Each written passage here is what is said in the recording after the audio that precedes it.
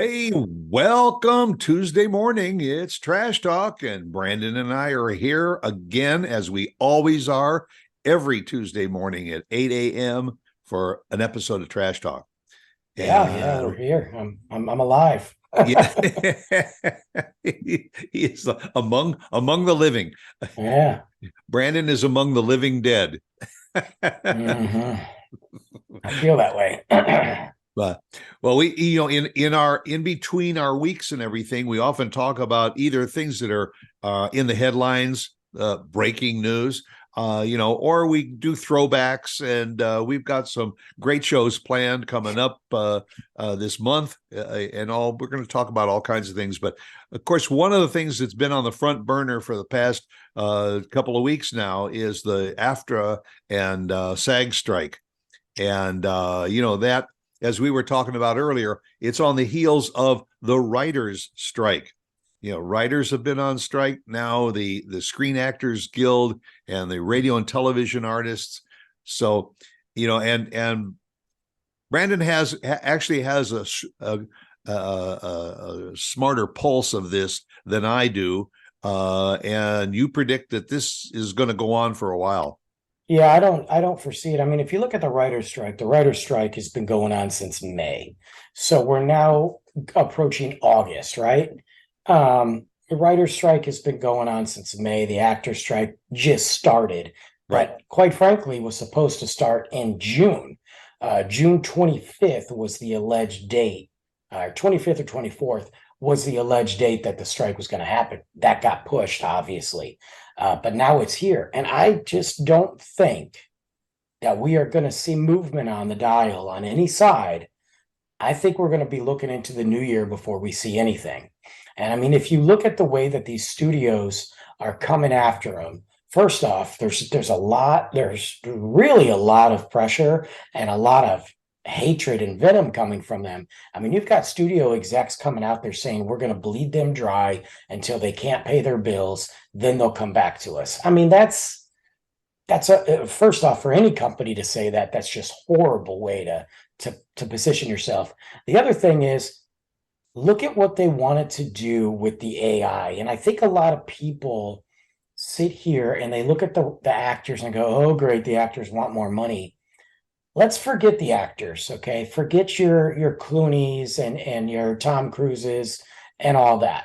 Okay, we know they have a lot of money, whatever. This really is about more than that because you have these companies, the studios, who ultimately is the one. Those Right. studio execs aren't losing money, Yeah. okay? Yeah. They're not. They are coming after, they're owning you. And they presented the AI bill, which basically was going to say if I'm in a movie, they're going to scan my face, scan my body, scan everything, my voice. I do the movie. If I ever decide to either not be in the sequel, I'm not in the movies anymore, they own that image and will continue to use it whenever they want, and I get paid zero. This is the problems that we talked about in one of our other shows. Well, So, and also the absolute surge of animated movies, be it the Marvel movies or just the animated features that are coming out from Pixar and several of the other studios. What you just said about AI is once they capture the voice or so of an actor, they can now create this animated movie yep, and use that actor's the likeness, yeah. artificial voice to create it, and the actor comes back and says, hey, wait a minute, you used my voice. No, we just used an impersonated voice or whatever, and so the actor is going to get screwed basically. And that's just it. So we can sit here and talk about the guys that made it, like the Tom Cruises and the Brad Pitts. But what about those guys coming up in the world? And those girls that are and those women that are involved that are coming up in the world, and not just that, not like, should the studio even own your likeness for every single movie? The residual pay? I mean, the residuals are nothing. And the studios Right. and the streaming services like Netflix that are sitting here, as an example. So Netflix had the rights to stream The Office for a long time, very long time, up until Peacock came and they took it back. Right. That was like one of the number one shows on Netflix for years, as far as streaming goes, long after it went off the air. Nobody saw residuals. You can watch it one time, billion times. None of those actors got any money, but Netflix sure made billions by streaming that and using their images and using that show to launch their platform even further. Now, there's got to be something there. I mean, it goes right back with music. It goes back with what the writers are trying to do. How are you going to profit off me while I'm over here not making money anymore? It's an old antiquated system, the way that they're paying these people, and things have to change like technology does. Yeah, and I think that the studios side of it is, like you said earlier, well, we'll just wait until they run out of money, and then they'll be forced to come back. Horrible. What the studios will do is they'll go out and find scabs. They'll find people that'll cross the lines, that will come in and that will help do those productions to keep the studio's income going. The biggest thing though with the scabs, and it's a little bit different than say like a car plant or electric plant, is if you cross that picket line as a scab, you can forget about ever joining those unions. Exactly. And in Hollywood, those unions, you better be on that, because if you're not in that union, you're not anything. So you might go make that money for a minute, but once the strike's over, you've burned so many bridges. I don't think you're going to see a lot of scabs crossing that picket line. The biggest one for me is the writers. The writers have been getting screwed for years. And I got to tell you, these movies are nothing. These films are nothing. These late night television shows are nothing without those writers. You're right. And I mean, they think that they can just get by on reruns, or they can get by on old jokes. But if they even use old jokes, and all the writers, the original writers, are not getting any residuals for those reruns and those original jokes that were written. Well, you also have the first time. I mean, here's the first time in like 63 years that they've both been on strikes together, and you've got shows. I mean, look, they're just not going to come on. I mean, Jimmy Kimmel's not going to do a show without his writers, and now he can't because they're on strike and the actors are on strike. So it's really, though, puts one thing that I don't know how many people, if they're really thinking about it, it really puts the movie theaters back in another bind, because COVID destroyed, let's just say, 80%, 70% of the business. It changed the game for those movie theaters. Movie theaters they either didn't make it or they're still recovering from what COVID did and what the Hollywood scene is like. Now you're on strike. All those movies are delayed. All those productions have come to a screeching halt. We are approaching the end of summer. The last two big summer blockbusters, which have all been struggling, are out right now with Barbie and Oppenheimer. After that, there's nothing. And you got the new Tom Cruise Mission Impossible. Well, that came out last week. Yeah. So you've got Dead Reckoning, you've got Barbie, Oppenheimer. That's it. The rest of the films that are coming aren't slated to be blockbusters. You've got a Marvel movie coming in November, and then a DC film that nobody cares about, and then you've got a couple other sprinkles. That movie theater is going to be shut. I mean, they're going to be shuttered. What are they going to show? Yeah, well, what they do is, as you get closer to the holidays, they start showing the classics, hoping that people will come into the theaters to watch the classics because those are already in the can. Well, but they've been doing that for years now, trying to build up that reputation. And I think it's a good idea. Don't get me wrong, but I worry about that. And being an entertainment fan and a movie fan and a movie nerd, like, well, you're a movie writer too. You're a critic. It's funny because I got an email. I can't say who it's from, but I got an email, and it was from this group that where I get to go see movies and I get to, I don't get to go often. I mean, it's not, there's people that get to go a lot more than I do, but I get the privilege of going to see films either right before they come out or whatever. And it gave me number one, the rules and regulations, because they're not going to be doing that right now. They're not going to be sending anybody to the premiere or to the movies. I can still produce content about it, but if a studio asks me to do a movie review, technically I can do it because I'm not a member of one of these unions. Right. But if I want to be one of those union members, they suggest that I shouldn't do it. I mean, I got this email. It was crazy because I was supposed to go see a movie that opened this week or last weekend, and they pulled the plug on it. But it was listing all the things that you can do as a content creator.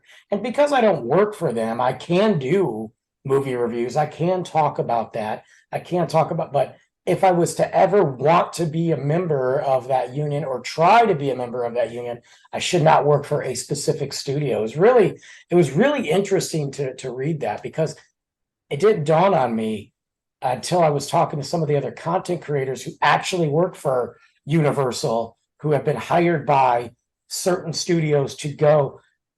They were still going to the premieres. They just can't do anything on the acting side. They can't go. It was very, so I mean, this affects everybody down to the little guy, Yeah, and as I've often mentioned, when you stop and think of how many people are affected, granted the writers and the actors and all, but if you like I do, at the end of a movie, I have a tendency to sit and watch the credits. Sure. And the credits will scroll, and you see the name after name after name and position after position. These are all people that are affected when almost a strike of any kind in the entertainment industry hits, because it's the grips, it's the gaffers, it's the support crew, it's the audio people. Oh my God, it's everybody. I mean, think about the guy that's getting coffee for everybody.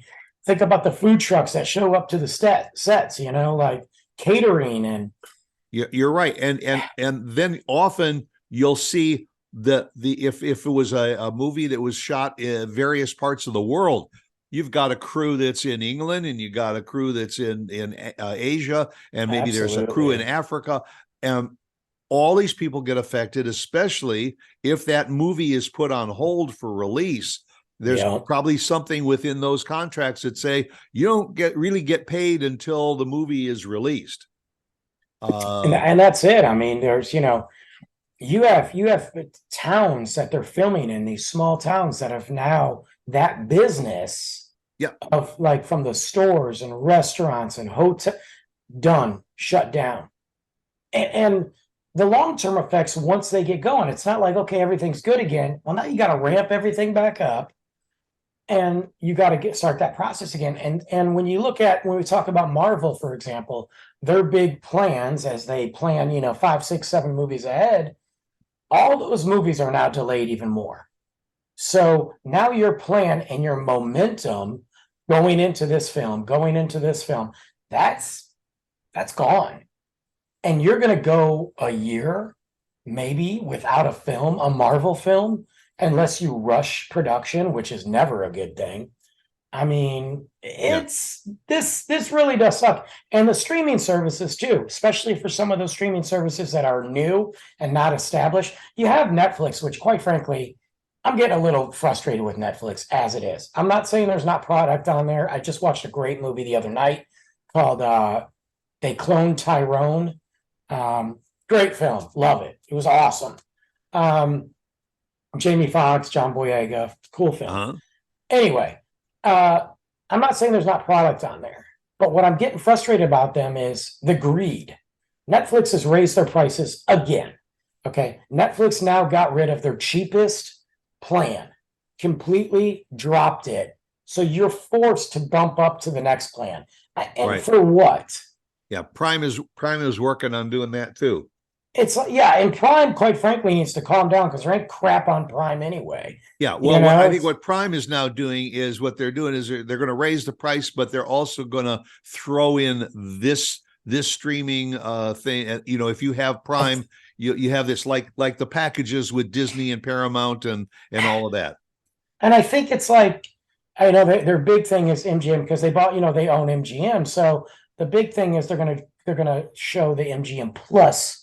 But I'm like, I don't even care about. I don't get me started. But they're But raising up. what is all this going to do to the streaming uh uh stream watching community? Well, Because that's what I was thinking. if they're not going to the movies, it's almost like during COVID when the theaters shut down, everybody became a couch potato and Mhm. following everything on TV. If this strike keeps on going, isn't that just going to draw more people to say, we'll just go back to watching our movies on TV? Well, that might be fine, but they're not coming out with anything new. Well, yeah, yeah. But So there's what that you segment of have, people. Yeah, there's a lot of people that'll just say, "Well, I'll just catch up on all the things I haven't seen yet." but and that's fine because we have plenty. I did that when I was sick. Right? I mean, I just watched all kinds of crap. Yeah. But at some point, though, you're going to get tired of it, and a lot of things you're going to come up with the situation of if I've had this on my list for the last year, do I really even care anymore to watch it? Yeah. But what it's really going to affect are those streaming services that are fresh and new and still trying to catch some legs. Because look, I think Paramount Plus is like a crappy streaming service. I think it sucks. I think it has like some things on there that I watch and they're okay. But I just go when I look at it and I'm like, this is pointless. Like I can go weeks, months with ever looking at it. How are you going to sit there and survive without any new product? How are you going to survive on Paramount Plus, MGM Plus? I mean, Netflix has at least been around since the DVD days. Yeah. So, Disney Plus ain't going anywhere. They have too much money and options behind it with Hulu and ESPN. But some of these other ones, I don't know. They're going to suffer. And a lot of streaming services and everything, we're getting a lot of their content directly from the theaters. A movie Yes. would come out in the theaters for maybe a 2 or 3 week run, and all of a sudden it was on Hulu and Netflix or Prime and all. You could watch it. And again, some people were saying, well, I'll just wait until it comes out on TV. But now I think what's going to happen too is you're starting to see that there are more and more movies that are on the streaming services that you have to either buy or rent in order to see them. So like Disney does a 45-day run on their movies, Marvel, Disney, Star Wars, whatever. It's 45 days. Then it goes to the digital release and all that. HBO or whatever they're calling themselves these days used to do a 45, 50-day run. They bumped it up, I think, to 60. Although the most recent film, The Flash, they cut short and they threw it on there because it's a crap movie. But Paramount Plus is doing a 45-day thing too as well. They think they can get the most out of the movie theaters in 45 days. Then it's going to go to streaming. Here's the big question though. Okay. That was a draw for a lot of people. Like, cool, 45 days is really not that big of a deal. Well, now there is no movies in the movie theater. So What's your backup plan? And all these studios don't just have like libraries of films that they can just toss on there to watch. So, and you can't come up with anything new. I mean, well, then they become like Disney. They just open the vault and they pull out an oldie and they re-release it. Yeah, I mean, but content needs. I mean, that's only. I said this was an issue with Disney in the past. Nostalgia is only going to go so far. You need new original content. And out of the thousands of titles that are on Netflix, which, by the way, people forget, these guys have purged their libraries because even though you have this product and you put it on your platform, okay, there's still all these licensing fees that you have to pay for the music. Maybe there's a product in there that you're advertising. You think these streaming servers want to pay for all this stuff if they're not having income with brand new movies Right. and brand new shows. So they're not going to just add stuff when their income has dropped significantly. Well, we ain't going to solve this strike on this show, that's for sure. And I think the strike's going to go on for a while, and I do. no doubt we will revisit this with an update on what's happening and how it's going to affect each and every one of you. But we sure appreciate you joining us for a little bit of our banter this morning, and hope you'll join us again next week, same time, 8 o'clock on Tuesday morning, for our next episode of Trash Talk. Take it easy.